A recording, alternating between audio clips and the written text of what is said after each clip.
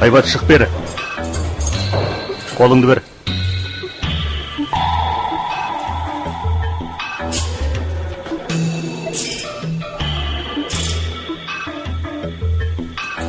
Ары шегін.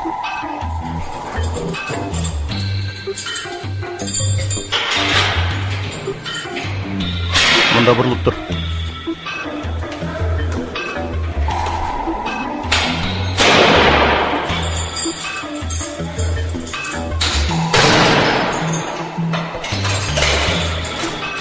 Түс алдыма. Мұнда тұр.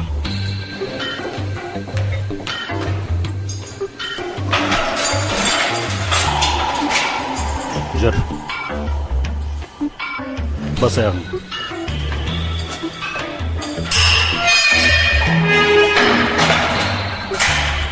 Жүр.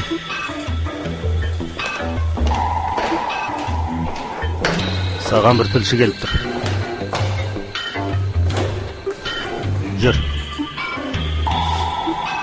Кір.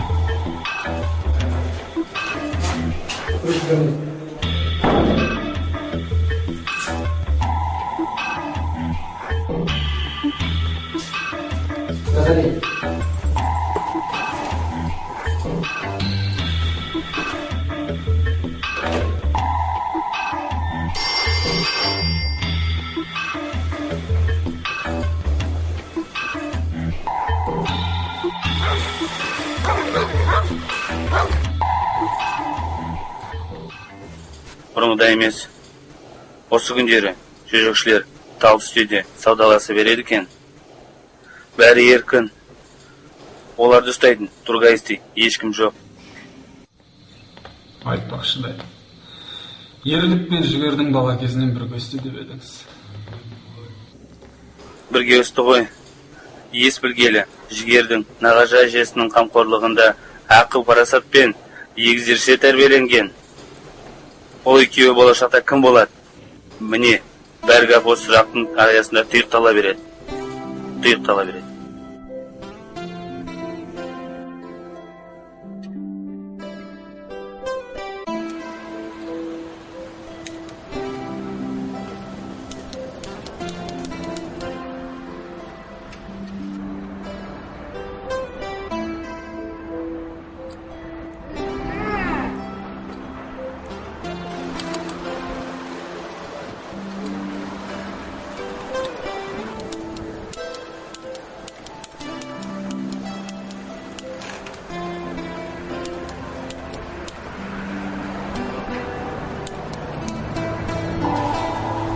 Жігер, қалайсың? Жақсымын, өзіңсе? Менде бәрі жақсы, көрмейсің бе? Маған тәтем жаңа автомат сатып алыпты. Әдемі екен, маған олай тұруға берші. Жарайды, бірақ екеуміз мәңгі дос боламыз. Иә, өскенде де дос боламыз. Ал өскенде сен кім боласың? Өскенде мен милиция болам да бандиттерді ұстаймын, өзіңше? Мен ендеше бандит болам. Так, сен өлдің. Так, сен өлдің.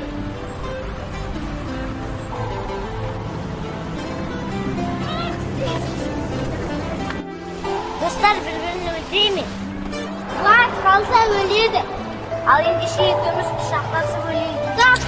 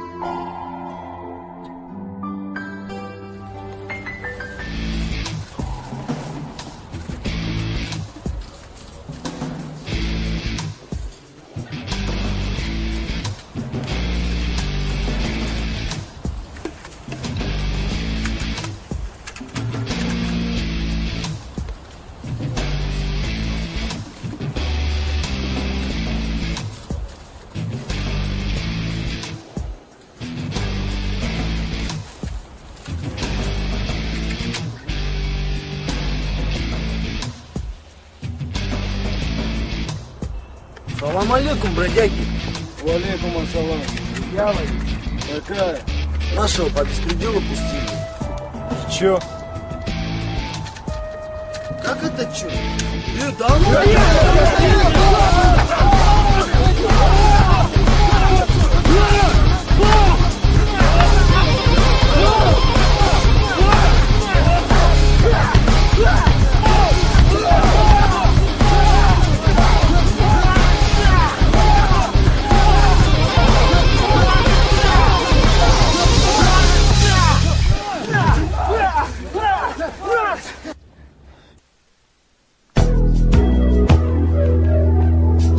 Жалпы өзінің хал-ахуалың қалай? Шүкір. Бұл сенің астана бір сәт келуің бе? Басықта естіп жатырмыз әйтеуір. Иә, мектеп бітірісімен Алматыға оқуға түстім де. Сонда тұрақтап қалғаныма бақандай 12 жыл болды ғой. Мәссаған. Өтер өмір дөңгелек деген осы ғой. Сонда университетте 4-5 жыл оқыдым дейік.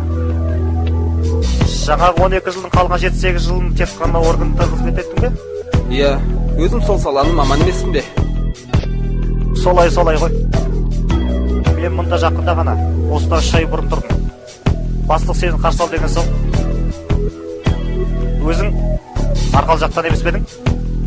Иә. 12 жыл бойы енді көрге жассың. Елдос, осында әдемі қыздар жұмыс жасайды деп еді. Налары ма? Ерунда. Сендердегі салай сүйпілі көселеріне қарағанда.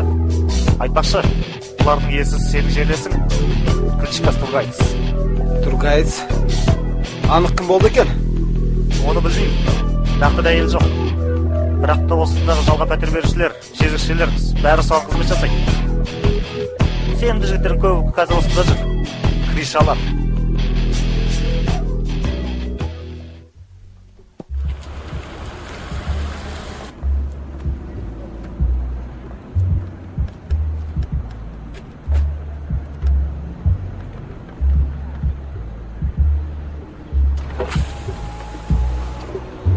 Проверь девочек. Хорошо, брат. Проверю.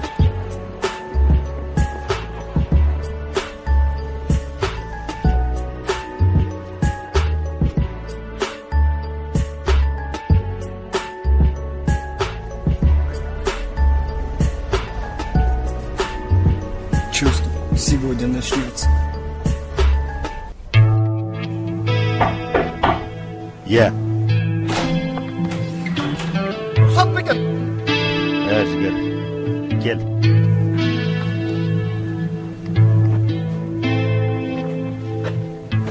Отыр.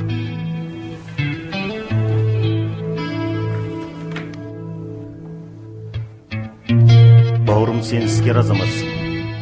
Ризамын. Осында өзімді Алматыдан арнайы алдырған себебімді білесің. Көлеңкелі бизнеспен айналысатын біреулер бар. Әсіресе Тургайц дегеннің аты жер жарып тұр. Құрық ұзындау болса керек. Қыздарды жезекшелікке салудан 8 жыл бойы алдына жан салмай келеді екен. Талай бәсекелестердің өлі түрісі белгісіз болып қалды. Ал оның үстінен қарайтын адам әлі жұмбақ. Біз осы кешке дейін әліптің артын бағып келеміз. Енді тоқтату керек. Ол сенің ғана қолыңнан келеді. Жігер. Іске сәт.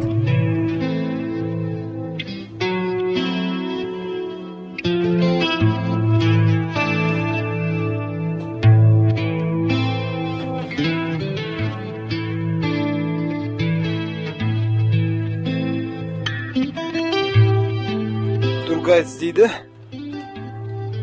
Неге оны мен міндет түрде? Мен күресуім керек. Әлде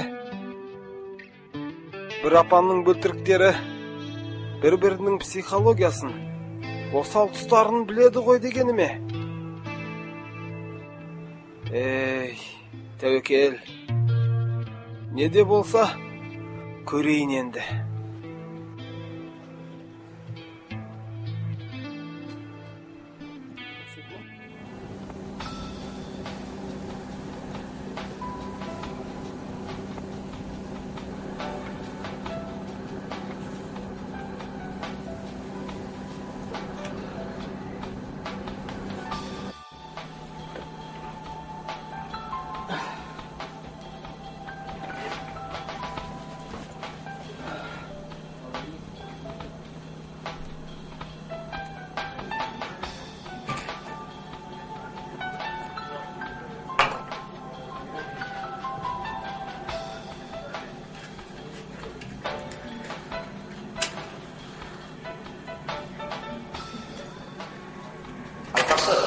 Олардың ерсіз сені жерлесіп, Кличко Тургайс. Әсіресе Тургайс дегеннің аты жер жарып тұр.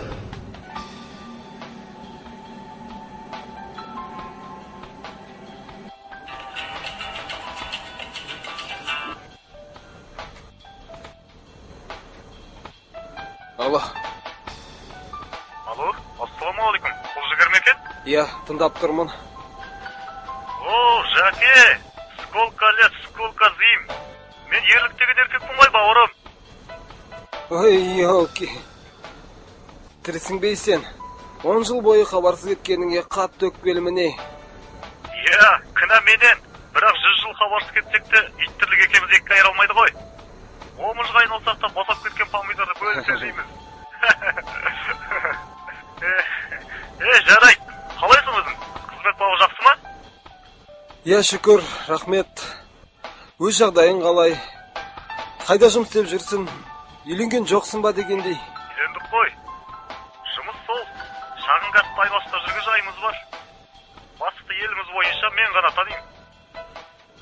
Сен осы менен бұрын үйленіп қойған шығарсың, а? Енді қалай деп ең? Ей, Ереке. Давай ертең обед кезінде бәйтерек алаңының алдынан кездесейік. Қалған әңгімені сонда жалғастырармыз. Қазір бір маңызды тапсырмамен басым қатып отыр еді. Жатпай тапсыр. Сені жаман қатты сағындым ей. Айтпа менде. Давай онда. Көріскенше. Жақсы онда.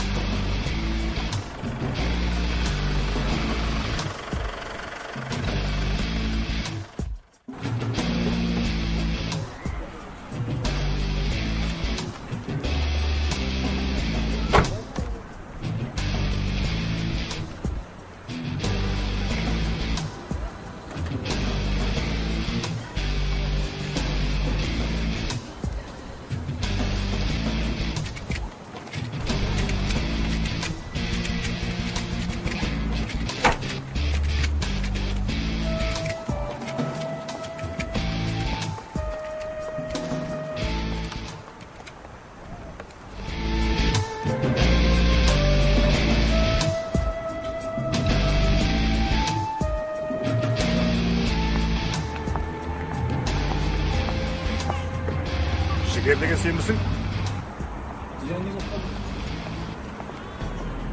Меше сіздің қарсы алдыңызда отырған ерлік деген бауырыңыз болыңыз. Ей, қалайсың ей?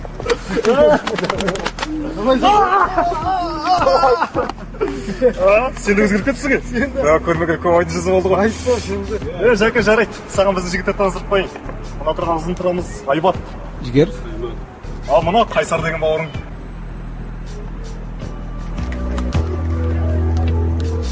Сенің жігіттерің ғой. Ел аман жұртынышта саған қандай жап-шабайын деп еді? Қайдағы ел аман жұртыныш. Айпаш, сені Астана бандыстауға кет деймін, ә? Бұның бұл жерде тапсырған Қалжың ғой. қалжыңды қоймайсың, а? Сыры Жәке, бір тош жерге бар сөйлесейік.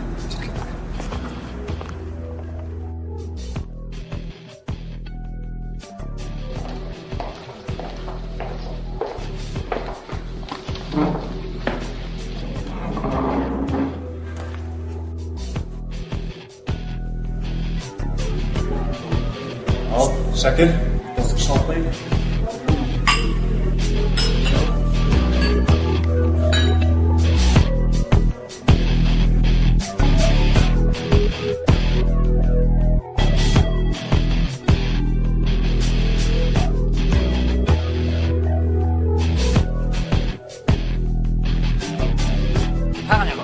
Жоқ, біз қозғаламыз. Ереке, ренжімесең мен қозғалайын, асық сен. Неге асықтың? Қасқа қарамадың ба? Ана-мұны әзірлетіп отыр едік. Жоқ, Ереке, тағы бір рет келер.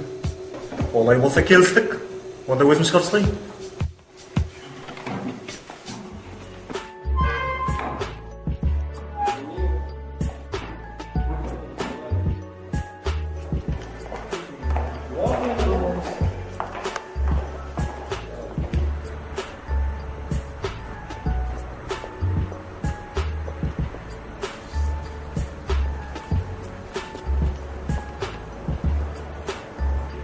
Ал Жаке, келесі кешке шығош болып тұр енді. Біздің іске Жекеңіз қартып қайтесің. Біз әлі бергі жағанамыз ғой, тамырымыз тереңде. Ей ерлігей, не жетпей жүр саған? Қос коттеджің бар. Есілдің сол жағалауынан үй алыпсың. Ресторан, қонақ үй, сауна. Соның бәрі бір өзіңе жетпей ме? Режимеш енді. Өзіме тастайын да жүрмін ғой соны. Тек уақыт керек. Давай.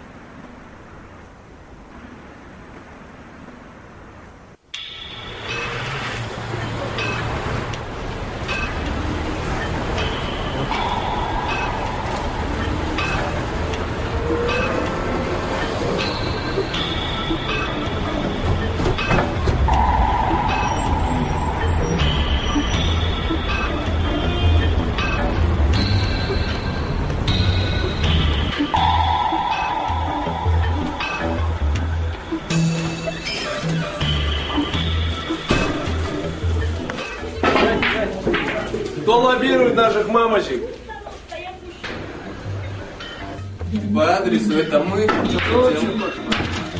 Я не привык делить один хлеб. Хорош, пацаны. Да ты на кого? Ты вообще с кем двигаешься? Я ни под кем не двигаюсь, я сам по себе. Ну мы тоже сами по себе. Касики свечи. Кубанцы. Вообще с каким интересом? У нас много интересов. У нас тоже у всех много интересов, и все они разные. Может, сойдемся в одном интересе? Но если будут интересы, сойдемся. По рукам? По рукам. Присоединяйтесь, пацаны.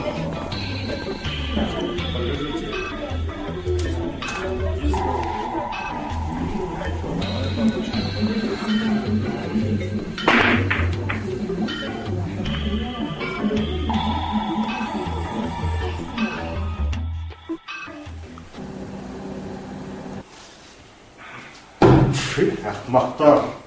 Кеше келген алпауыттар бізге шығыс қысылар келді міндетсін кетті. Қайда олар?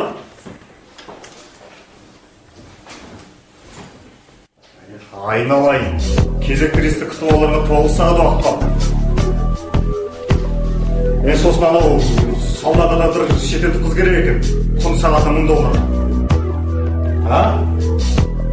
Иә, іске кірісіңдер. Нәтижесі таңертең 11-ге дейін күтемін.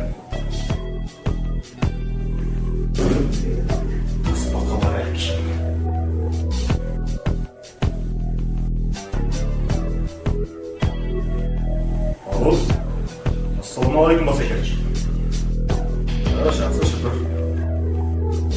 Иә, қабылдап алатын болдық. Бүгінгі ана жігіттерді ұстап қойдым, бәрін өзім қадағалап отырмын ғой. Жауап, шүкір өзім сағылсын. Иә, жарайды. Сау болыңыз.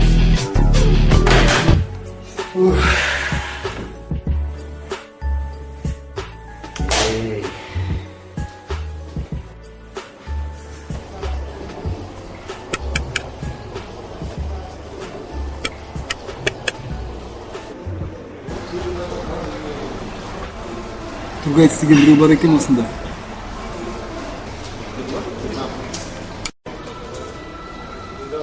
Маған сол жайлы толық мәлімет керек.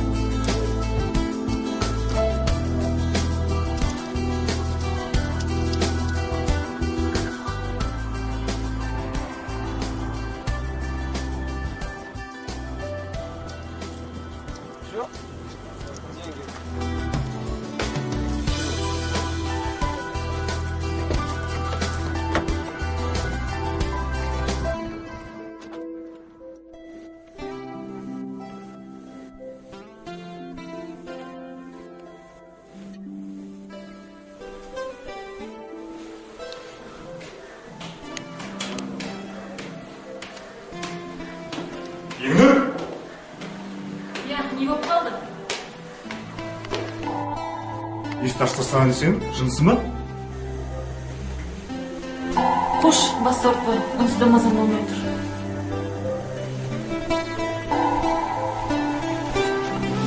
Жансау, сен менің маған не жібересің? Қойш.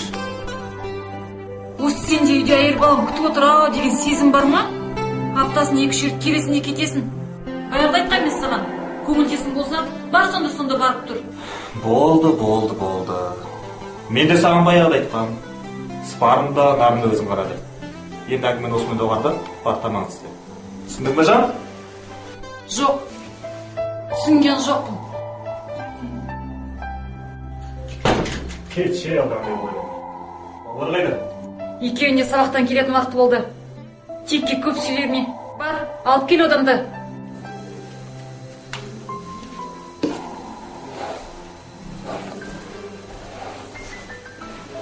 Міне, бірден сүй демейсің бе? Қазір біз келгенде өтіп бата жадырап көз жайтын. Жарай ма?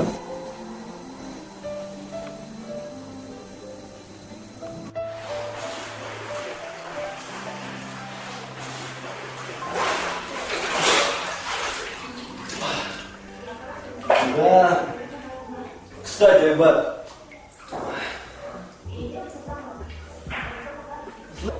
Слышал за пацанов в Целиноградске? А что случилось?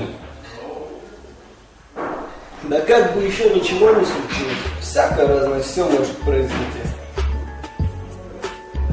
Да не, вообще можно было бы проверить этих пацанов столичных? Как, что у них там? Да завязывайте, пацаны, это не наш уровень, не свои мелкие движения. Да не, можно было бы проверить, как, что, может что-то и поймали на них? Да, кстати, он прав. По мелочи, блядь, найдешь.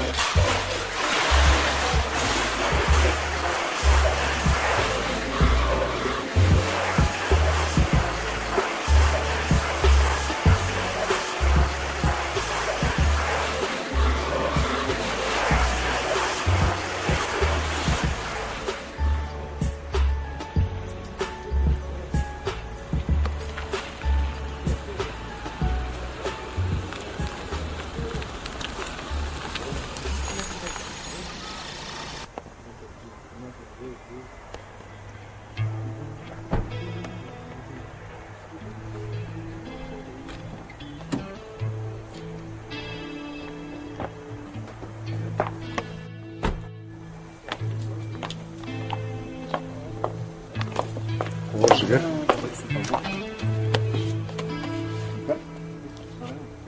Сендер үйге кіріңдер.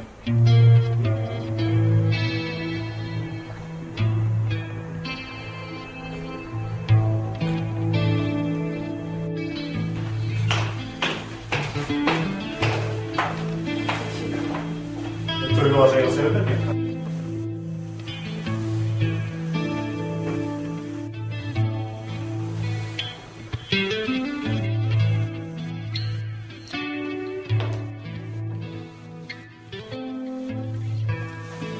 Қал жағдайларың қалай? Қазір тамақ дайын болып қалды. Ереке, атақ даңқында өрлей тұрып, мына кемшілігі не? Менің тәжірибемде үйге кіргенге дейін жігіттерді ертіп жүріп жол екен. Осыдан бір ай бұрын белгісіз біреулер кіре берісте жабылып, өлім етіп кетті. Олар көзін құртып десе, мен сол құрыған көзді ашып алдым дегендей. Осы екеу бала сияқты ата сақалдар ауыздарына түскенше жатындар төбелес әйтеуір.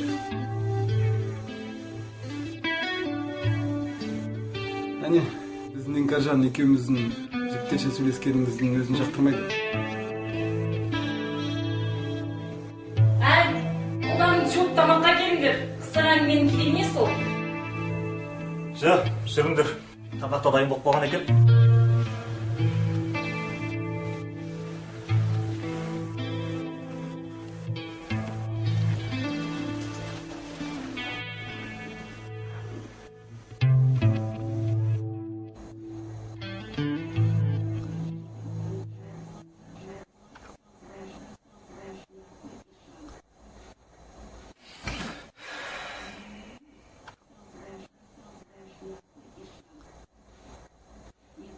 Чего смотришь? Да так, мечтаю.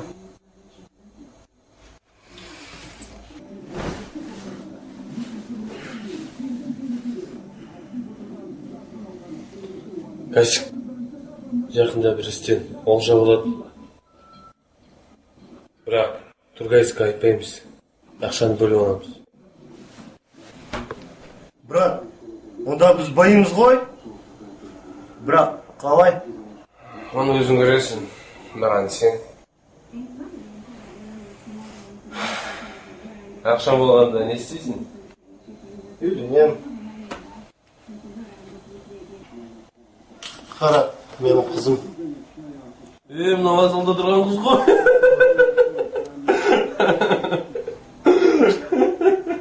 Ренжіме әзір ғой.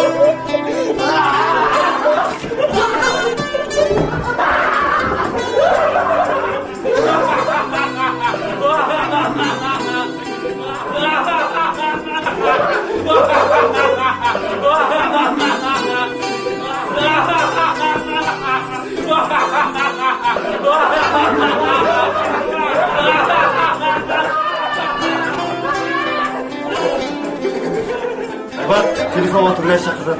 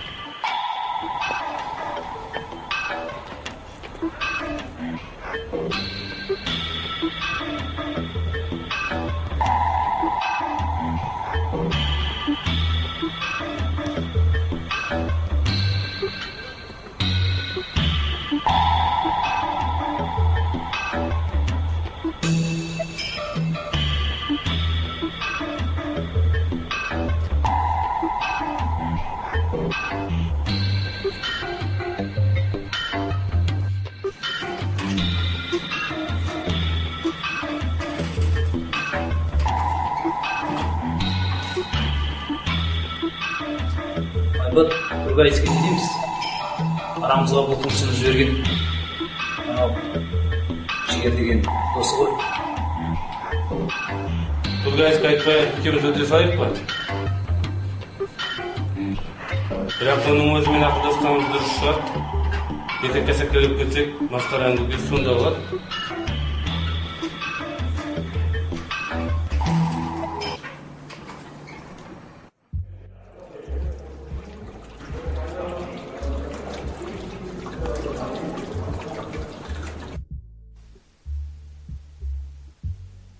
Кайсик, ана тапсырманы орындадың ба? Қазір қолым тимей жатыр. Үйленем дейсің ба? Сен білесің ғой бізге үйленуге болмайтынын. Қойшы Айбат, өз-өзіме жауап берем ғой, білесің ғой мені. Үйленем дегенде дұрыс шығар.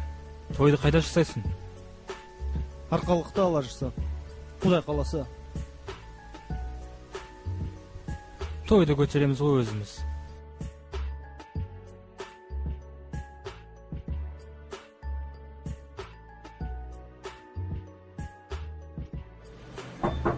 Кім? О, жігер, кел. Қалайсың? Сай жігер. Кел отыр, кел шай ішеміз.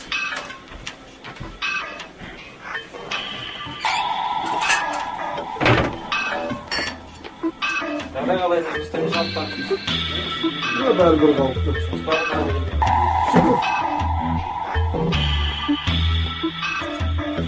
Солай жігер.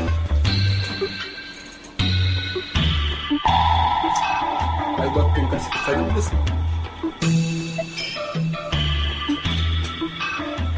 Олар Тургайстың жігіттері ғой. Қой жігер. Ол дәл қазір айтатын әңгіме емес. Жалпы өшірді айқалай. Жоқ, Юлдас. Әңгімені басқа жаққа айналдырмай, маған Тургай жайлы айтшы. Шылатып жүріп екен ол. Сол сен де қоймайсың, а? Мен жақында ғана жеделсіппен Тургайсың соңына түскен. Оның аты жөні Ерлік Қасымов.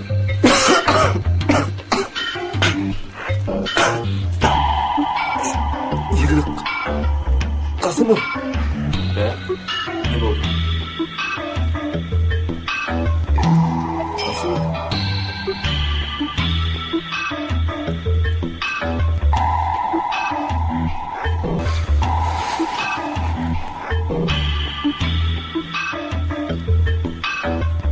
Сенен басқа тағы біреу не екен? Жоқ. Қазір ешкім емес.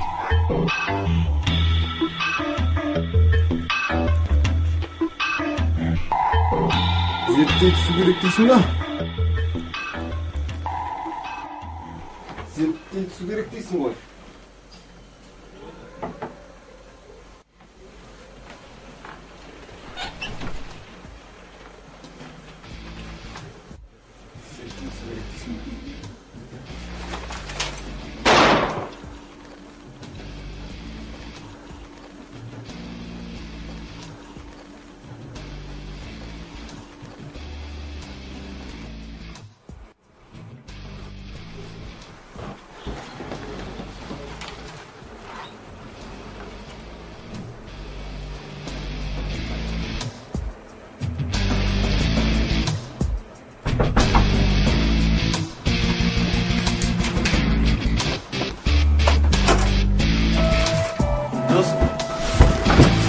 Дос! Тоқта!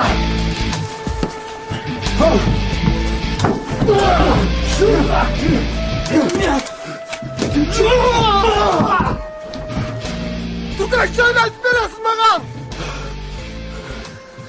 Ты легавый! Да ты всего лишь жалкий мусор! У тебя духу не хватит меня завалить! Я тебе не твой кореш, чтоб со мной ментовские шутки шутить здесь! У тебя не хватит духу! Ты не сможешь покончить со мной! Тебе это будет трудно!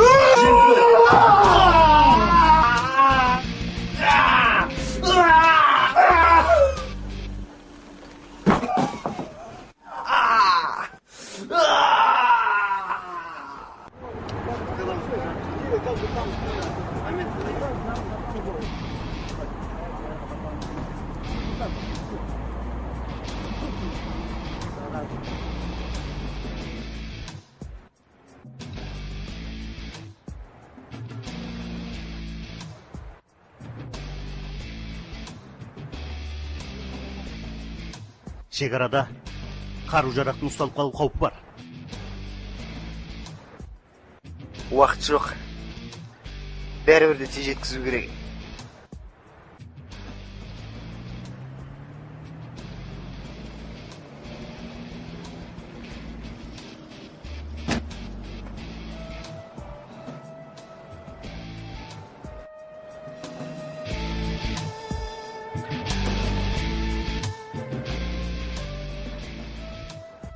Жоқаның бригадасы ма?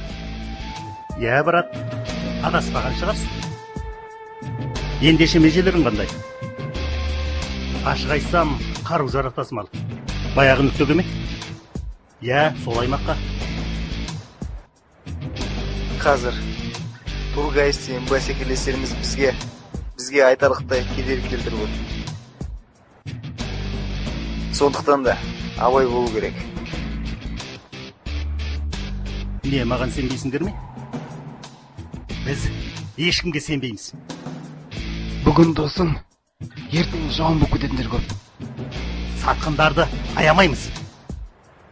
Аңдамай сөйлеген, ауырмай өледі деген. Жарайды, бәрін қатырамыз.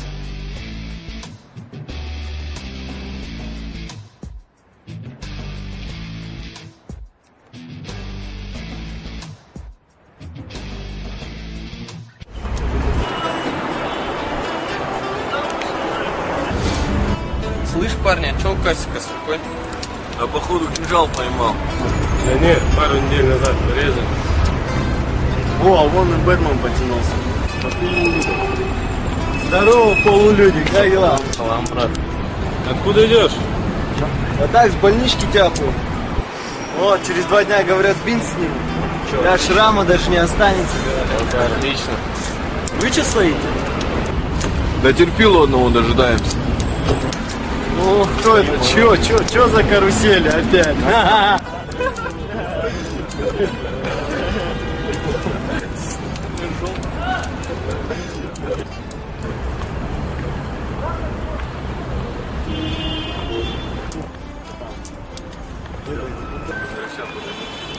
Чё туда?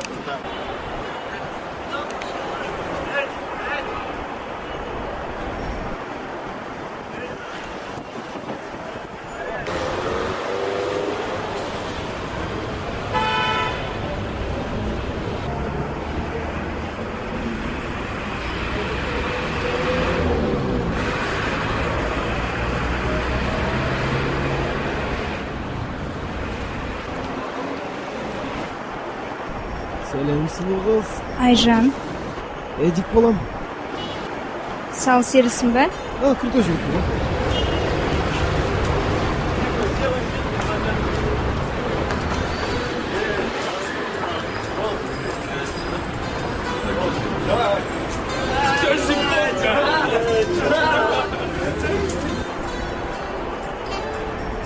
Мен боқ мұрындармен араласпаймын.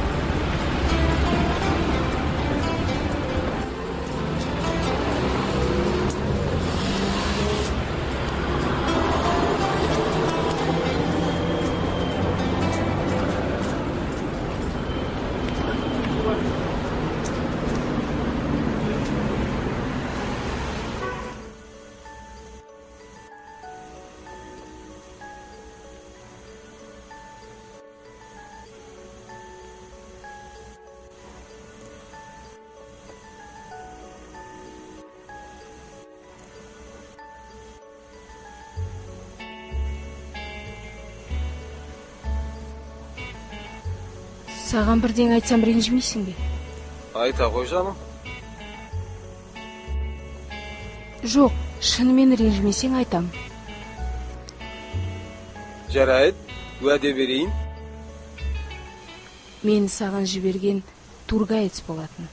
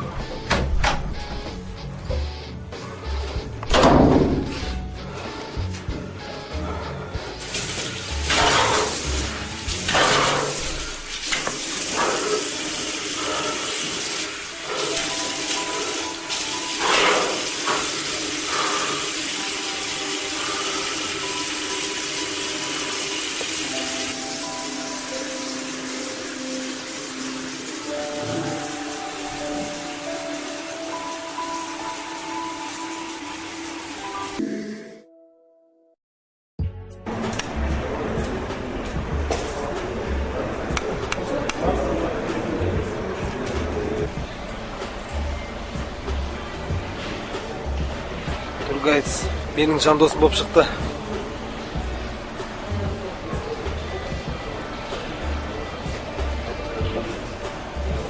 Дайындала беріңдер.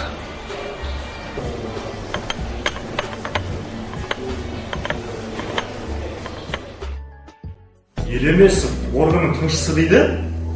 Өзінен әңгіме тартып көрдіңдер ме? Қалтырғандай екен. Ешқандай сыр білдірмейді. Бірақ вокзалдағы 6 жігітті тергеуге алдырған сосын жігер. Бірақ кеше соңымызға түскен өрісті бір қиылыста қоршап қолға түсірдік. Олар да жігердің арнайы тапсырмасын орындап жүргендер екен.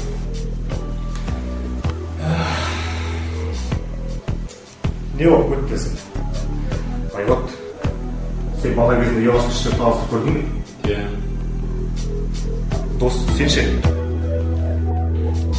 Сонда бірін-бірі аямайтын деді? Аямайтын жігіттер, аямайтын. Өйткені айтақшылар оларды екі жаққа жібермей, шеркелерін ұстап, бірінің үстінен бірін лақтыратын. де дәл сондай болдық. Айтақтаушы жігердің жаппасы. Сондықтан да ол мені оп-оңай қашып қоя салды.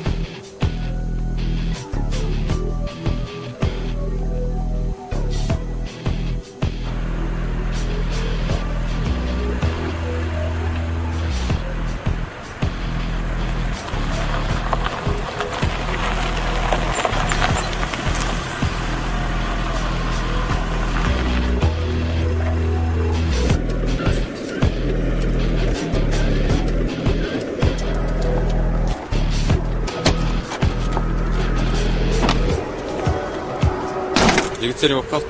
Қайдан келе жатсыз, аға? Тауара келе жатырмын.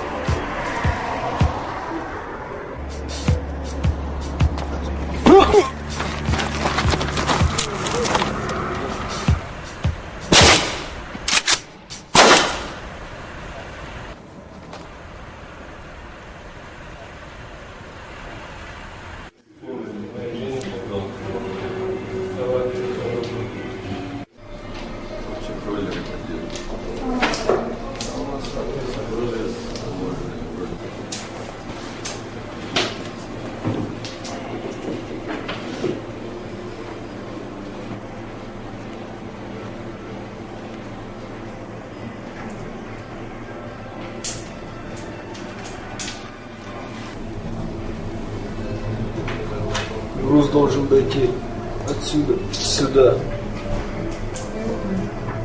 Товарды жеткізетін жерге жеткіземіз, бірақ сіздердің адамдарыңыз қажет. Жігіттер болады.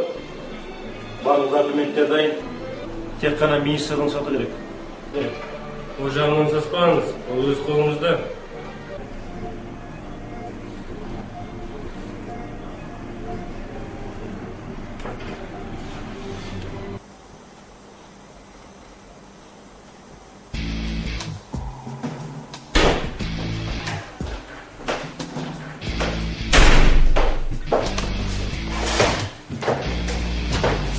Сен кімсің?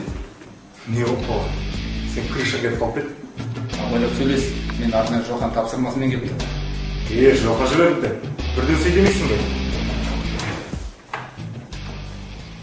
Аймат, кетеш алып кетіңдерші. Салсып қой.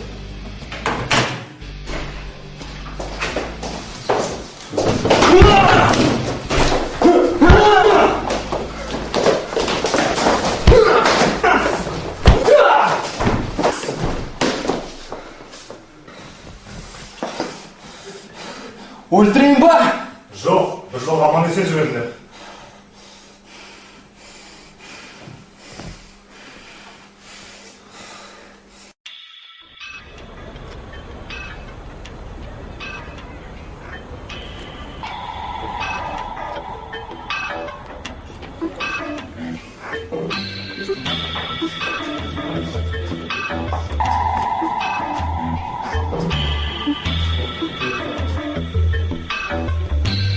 Слышь, Дэв, такие поступки до меня дошли. Вчера какие-то ребята пришли, побеспредельничали. Кто такие? Какие-то тургайцы хотят авторынок потребовать. А говорю, Джохи сказать об этом. Джохи сказали. Не, ребята, Джохи ничего не судят. Думаю, сами уладим, да? Да, видел их, гнать их надо, щеглы отморозки там. Проблем не будет.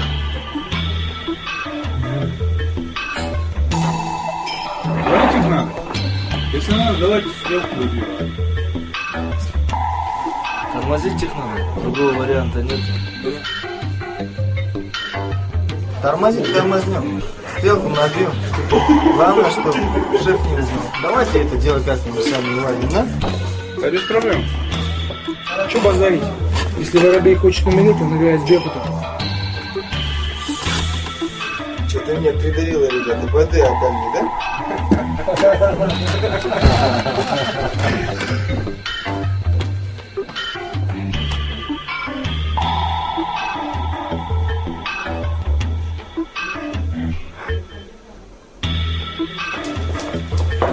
Қайсын Тургайсты жекпе-жекке шақырып жүрген?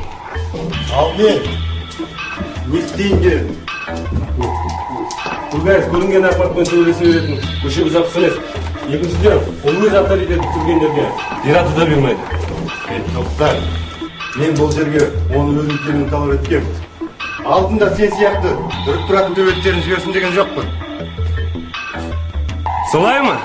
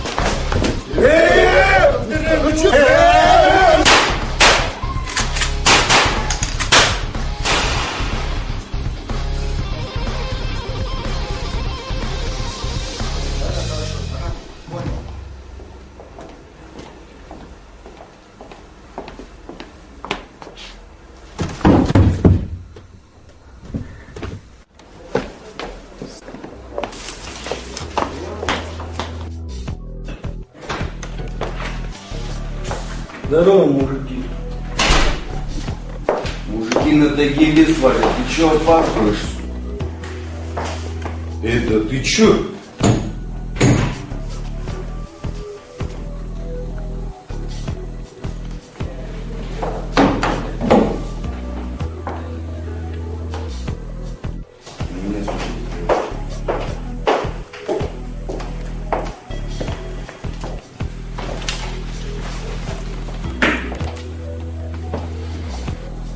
Қалайсыңдар жігіттер?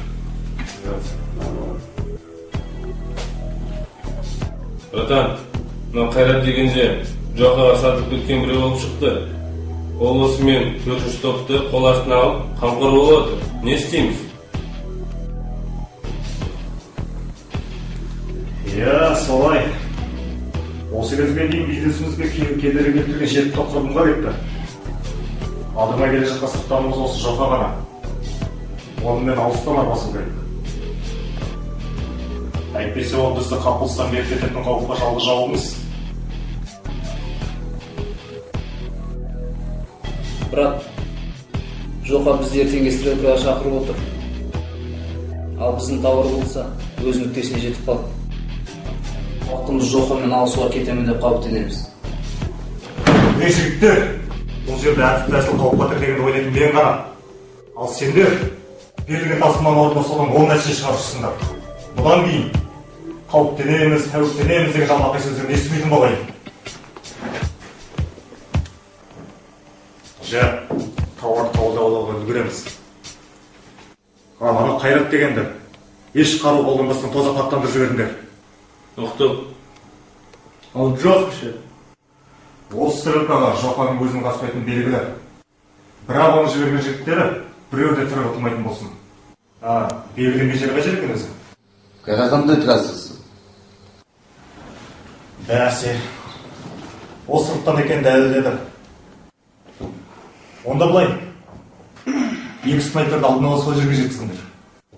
Біздің жігіттер ұрысты бастап кеткен кезде қашқан жауды қарсы алатындар қараған жақ бетінде тұру керек. Гранатометті, пулеметті солардың қолында болсын. Ал ұрысты әншейін сыртынан бақылап тұрғанның өзі маған еш ауыр әпермейді. Жеңіс мерейін көтеріп қайтты жігіттер.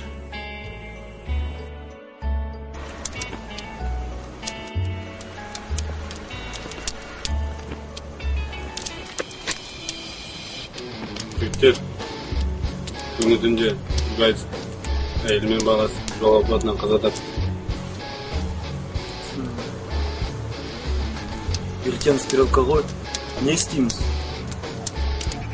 Расстрелу надо по-любому.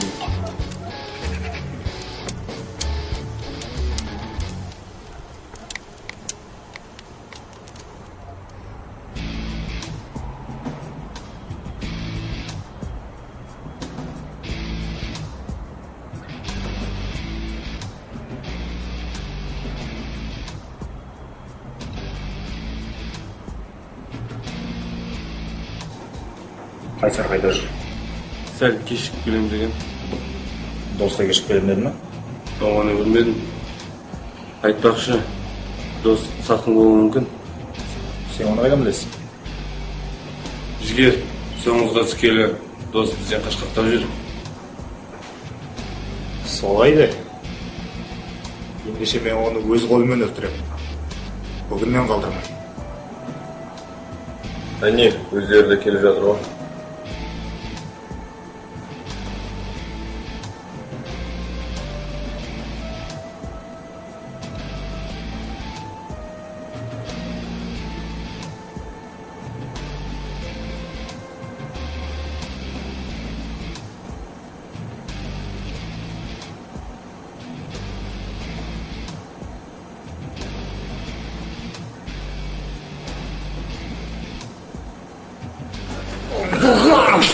Сатқын!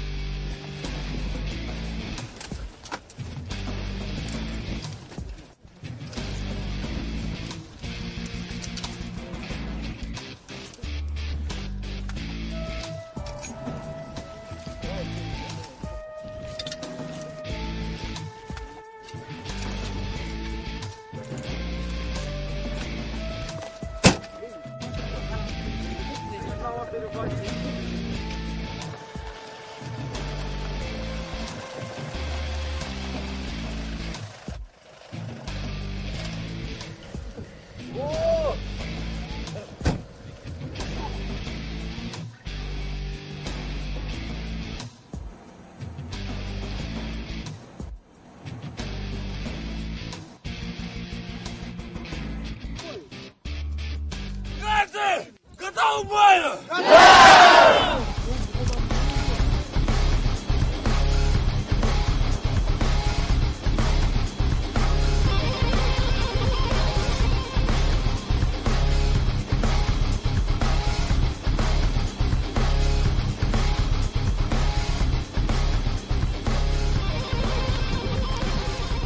Ей жігіттер, не істейтін болдық, а? Ордақ мәмлеге келетін болдық па әлде қалай, а? Наши заднюю не дадут. Будем биться до талого. Жарай.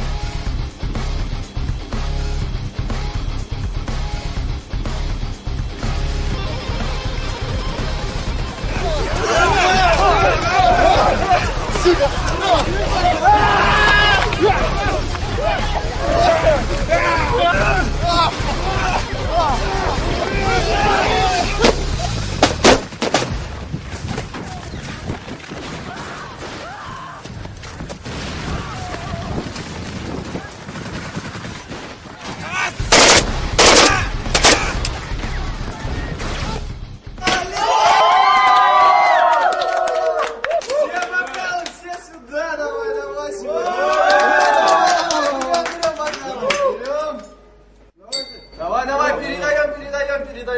всем хватило.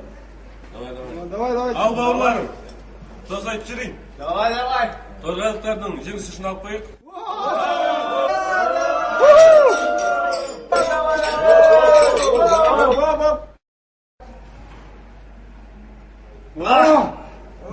Опа!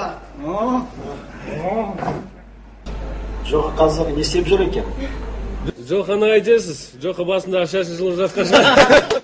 У нашей прекрасной половины созрел тост. Хочу пожелать вам, чтобы ваш корабль мечты никогда не разбивался о рифму реальности. За вас. Кайсик, бүгін кешке Тургайспен кездесуіміз керек.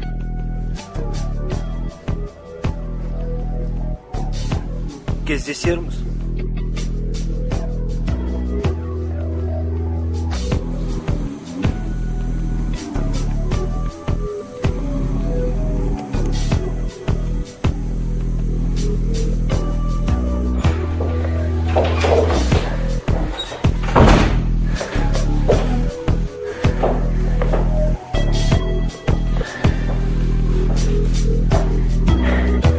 Джоха мырза. Не болды.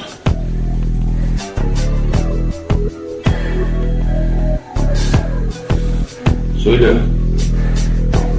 Біздің жігіттердің бәрінде Тургайстар жермен жексенеді. Қамзал.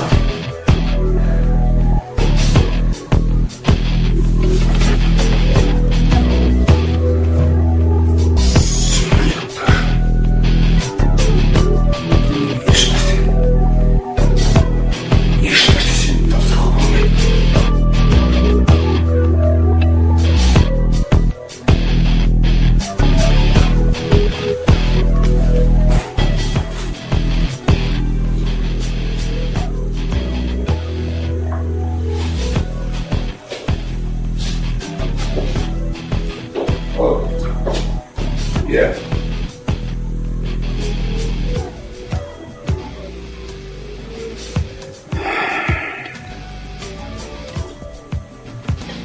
Нас.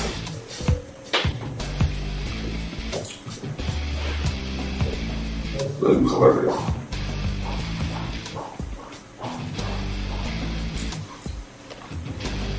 Бүгін түнгі барлық жігіттер жинап. Түгел келсін. Бұрын-бұрынға.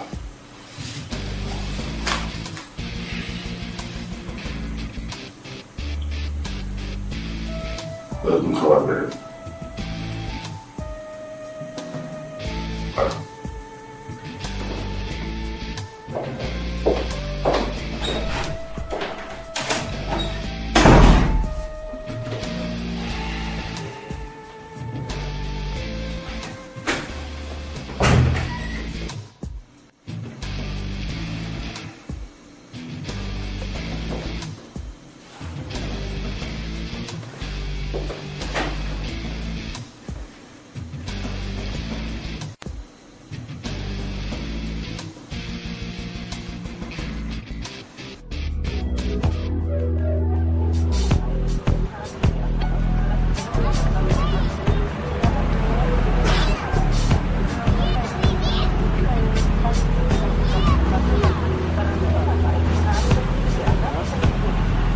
Асеке, осымен қысқа сапар шегіне жеттік. Қорғайтын ешкімім де, қорқатын ештеңем де қалмады. Екеуміздің арамызда байланыс нүктесі дәл қазір қойылып тұр. Сіз жалғыз қалдыңыз. Болыңыз. Бүгін құрайтын күніміз айбат. Сен осы стрелканы аман құтылсаң, бүгін түнде елге қаш. Мен жігермен бүгін соңғы рет кездесіп қалуым керек. Сол үшін осында қалам. Саған сендім енді. Осы соңғы мүмкіндікті аяп қалмаңдар.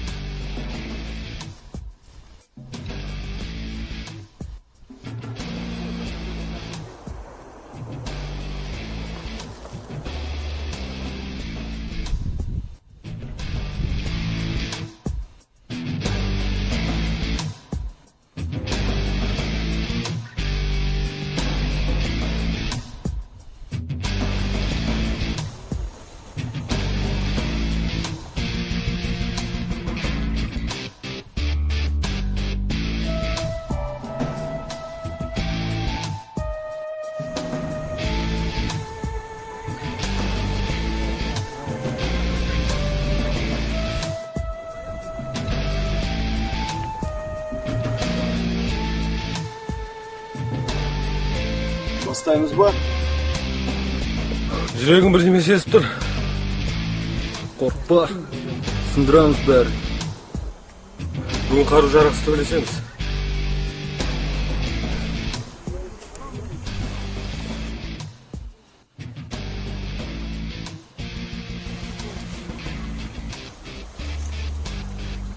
Бүгін тургайстарын көзін құрту керек. Ана айбатты, мен өзіме алам. Вот. Тургайцы, что на нашей земле блатуете, а? Ты что на нашей земле блатуешь, а? Чё, сука, а? Давай!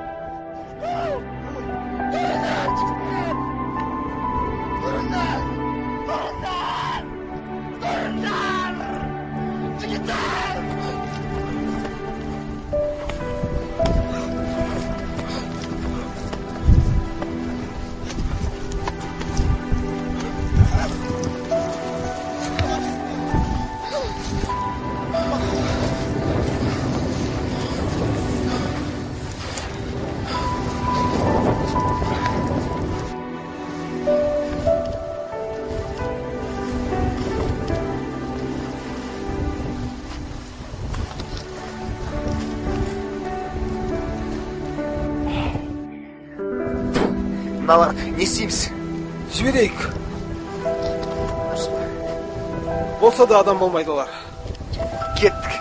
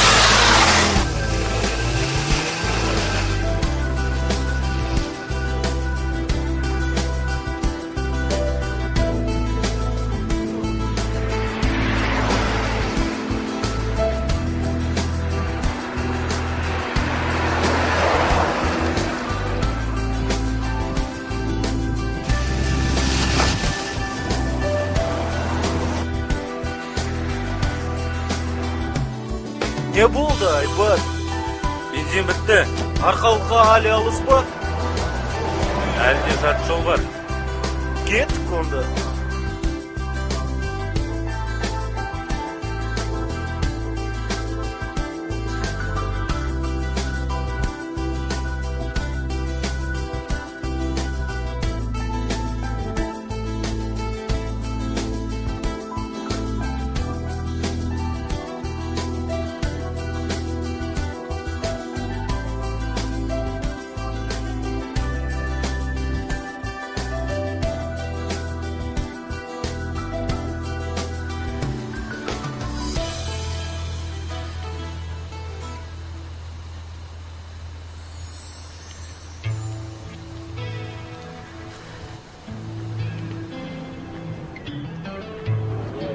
Алло, Ерлік, сен аштан ашық ерледің. Жоқа екеуінің жігіттерін шаңқай түсте қанға боялды. Неге? Жоқа бүгін тұтқындалды. Немене? Жоқа осы кезге дейін қылмыстарды тізбектейтін күнделік толтырып жүр бе? Мен жалпы қызыл жағаларға сенбеуші едім. Сен де солардың қатарында жүріп, шынайы достығыма нұқсан келтірдің. Сатып кеттің, жігер. Олай емес, Ерлік. Жоқ, тыңдашы. Сен тұтқындау жөніндегі бұйрықтың күші жойылған. Қалған әңгімені ертең оңаша кездесіп жалғастырайық. Сен сатпағаныңды дәлелдеймін сонда.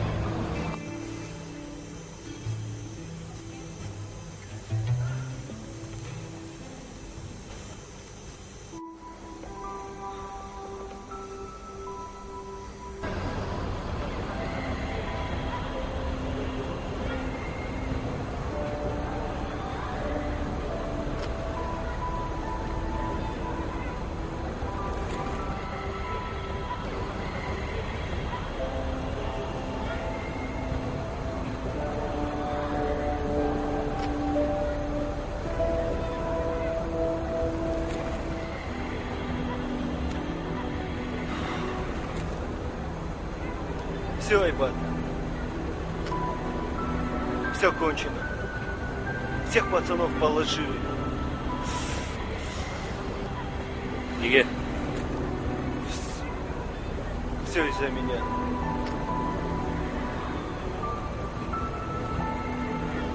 Мен Джигер. За жабры меня взял.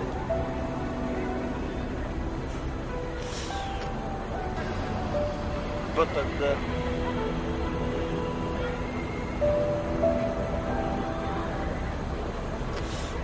Я всех сдал. Сонда жігіттер сен арқанда жазғысы кетті ма, бауырым?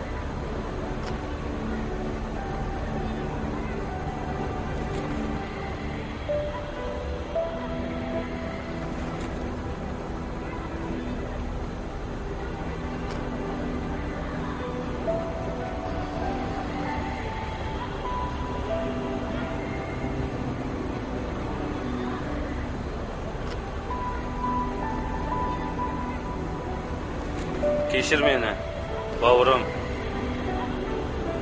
Бұл жігіттер үшін.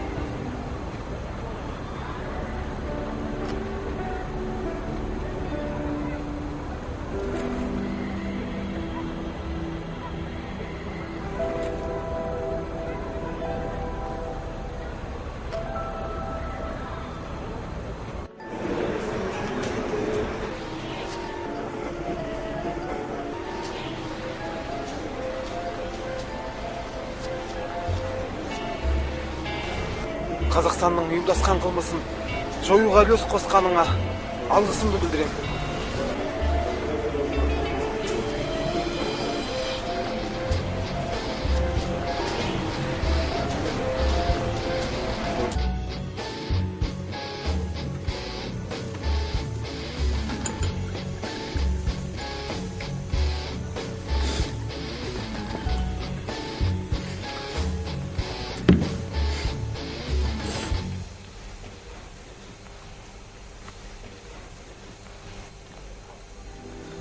Береке,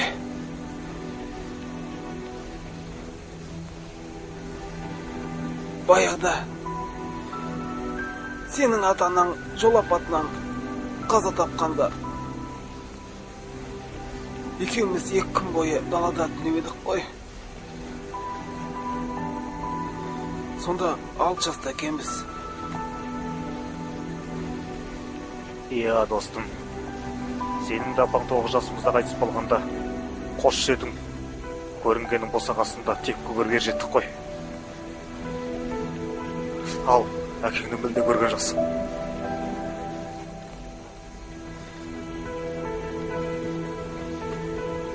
Нағашы әжең қолды өспегенде күніміз не болар еді?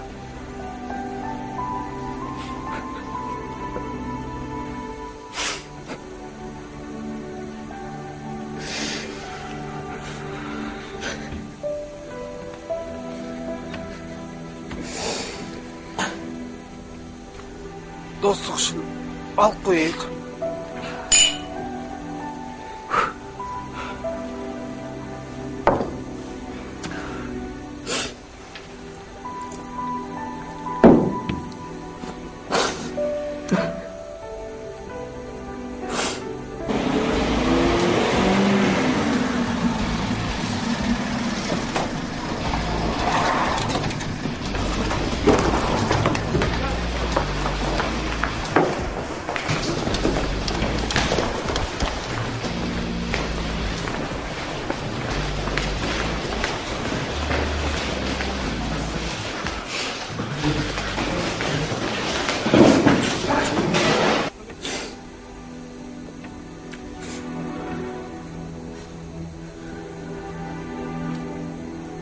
Береке,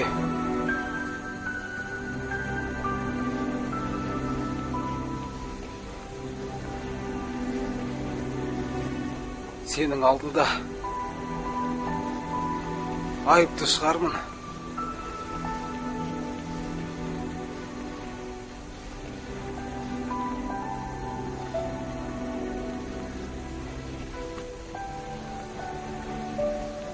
Бірақ заң алдында өзімнің антыма адалмын. Амал жоқ. Заңды сыйлауымыз керек. Түсінбедім.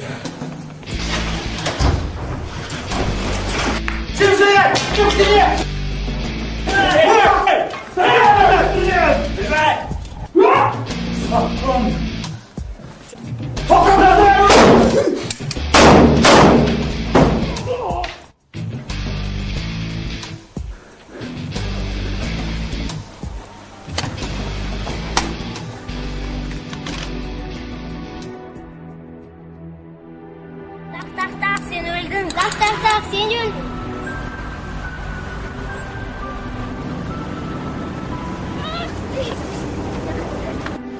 Dostlar birbirini öldürür mü? Var, kalsa ölüydü. Al indi şey ikimiz kuşaklasıp öleyim. Tak.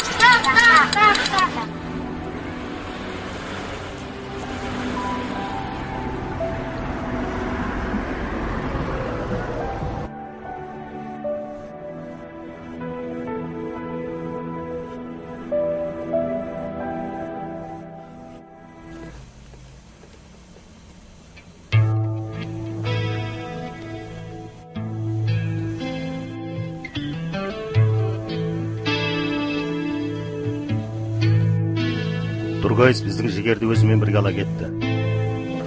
Жігер нағыз батырға тән құрметпен еске алуға лайық азамат.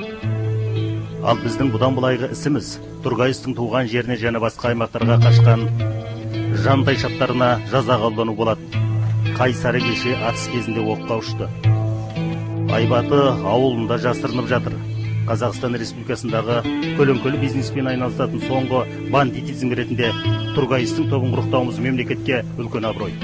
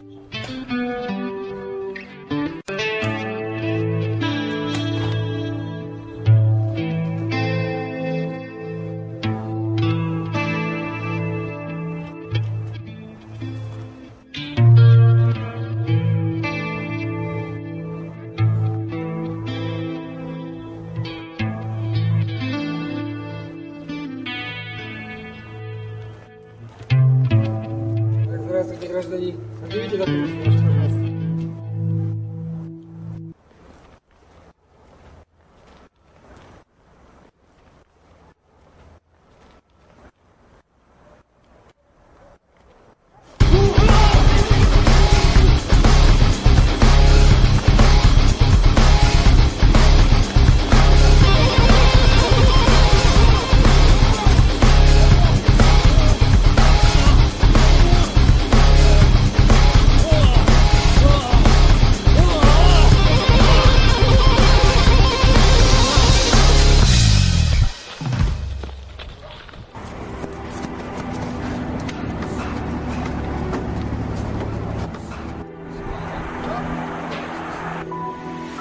Тургайс тобынан жалғыз өзім қалғам.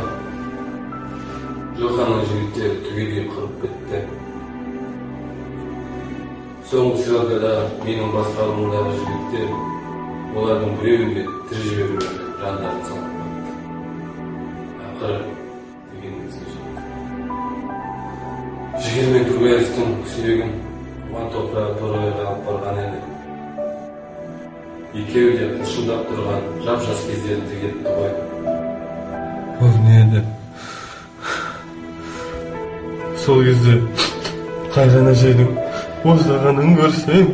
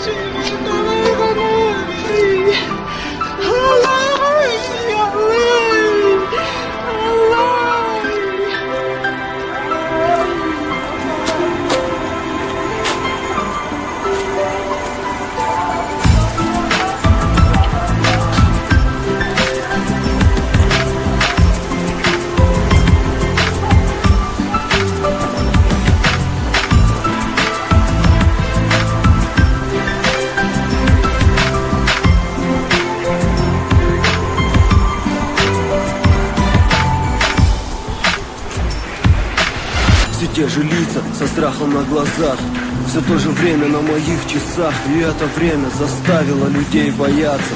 Среди серых стен придется мне остаться. Чистые небеса радуют мои глаза. В памяти остались лица матери и отца. И куда свернуть, на какой путь? Всевышний, помоги разобраться, в чем суть. Ведь моя жизнь не рай, но я в ней жив. Не покину этот мир, его не победив. Тяжело остановить меня, еще сложнее забыть. Нет веры никому, о себе трудно верить. Не покинув степи, попробуй найти свой дом. Тот, в котором обретешь мирный сон. Почувствуй свой путь, пыль своих дорог. И может быть тогда тебя простит твой Бог. Аспанда арман, жерде гуман, жүректен шаттан көргенмін. Біле алмай жүрген күйім бар, не болар? Достым ертең, соғысқа құштар жаным бар. Жұлдыздар көктен жауында, yenilmeydim, ешқашан ölmейді.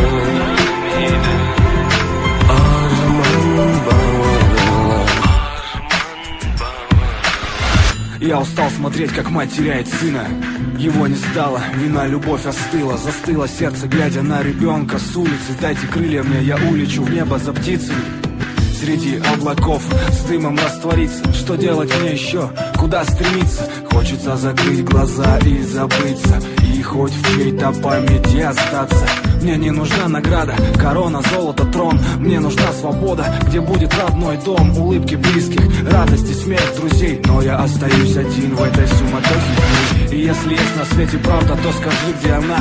Если нет ее, то зачем карабкаться? Время, остановись, я хочу сойти, чтобы понять, на верном ли я пути.